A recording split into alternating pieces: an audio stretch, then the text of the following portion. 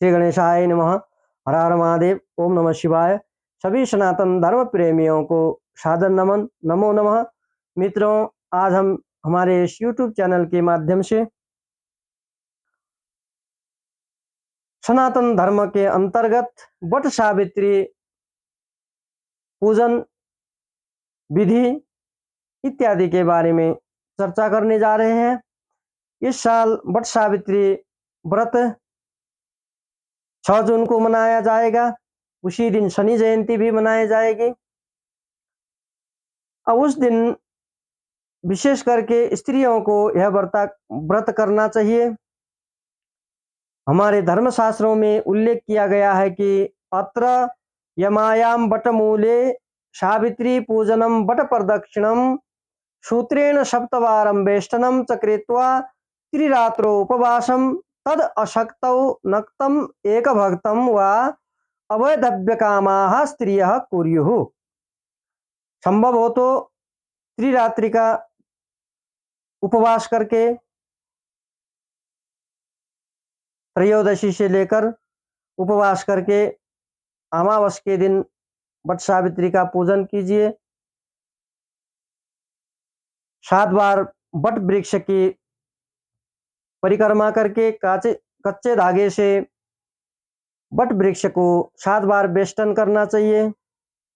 यदि त्रिरात्रि का उपवास संभव ना हो, ना कर पाए तो एक बार भोजन करके करें। यह भी ना संभव हो तो केवल अमावस के दिन उपवास करके इसको पूर्ण कीजिएगा। अब इसके विधान में हमारे भविष्य पुराण में लिखा है कि गृहीत्वा बालुकां पात्रे प्रस्थमात्रां युधिष्ठिर ततो वंशमये पात्रे पश्रयुग्मेन वेष्टिते। अब एक पात्र लेना है वंश का, यानी कि बांस का पात्र। उसमें 16 मुष्टिका बालू, कहीं बालुआ कहते हैं, कहीं बालू कहते हैं, कहीं बालुका कहते हैं। 16 मुष्टिका बालू से उस वंश के पात्र को, बांस के पात्र को भरना चाहिए। अब कहीं कहीं इसमें सप्तधान्य भरने की विधान है। आप बालू भी भर सकते हैं, सप्तधान्य भी भर सकते हैं, जो उपलब्ध है उसको भरिए। उसके बाद ततो वंशमये पात्रे वस्त्र युग्मेन वेष्टिते, जोड़ी कपड़ों से, 2 वस्त्रों से, शुद्ध नए वस्त्रों से उस बांस के पात्र को लपेटना चाहिए, वेष्टित करना चाहिए।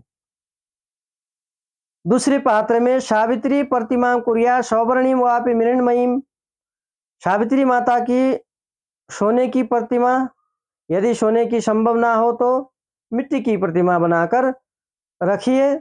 सार्धम सत्यवता साध्यम फल नैवेद्य दीपक है, रजन्या कंठसूत्रश्च शुभः कुंकुम केशरः।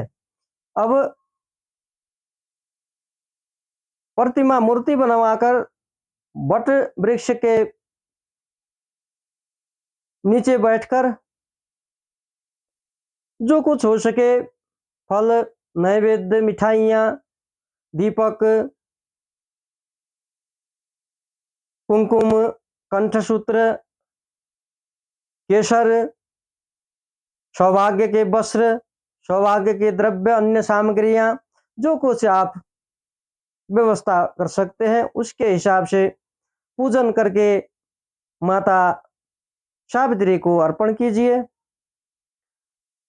उसके बाद में सावित्री आख्यानकम वापि वाचयेद्विजोत्तम है। उसके बाद पूजा अर्चना करके सावित्री माता की जो कथा है योग्य ब्राह्मण के मुखारबिंद से श्रवण करना चाहिए, सुनना चाहिए।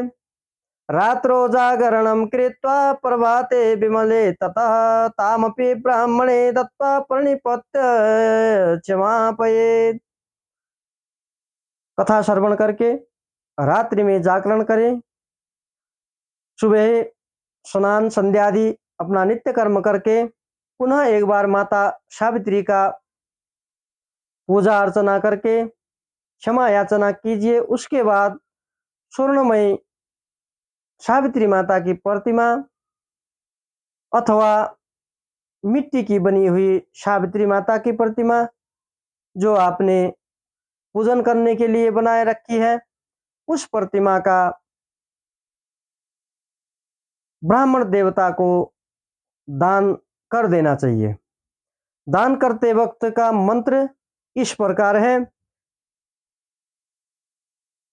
सावित्री मया दत्ता सहिरण्या महासती ब्रह्मणः प्रीणनाथाय ब्राह्मण प्रतिगृह्यताम् वर्तमानेन राजेंद्र वैदव्यम नाप्नुयात् क्वचित्।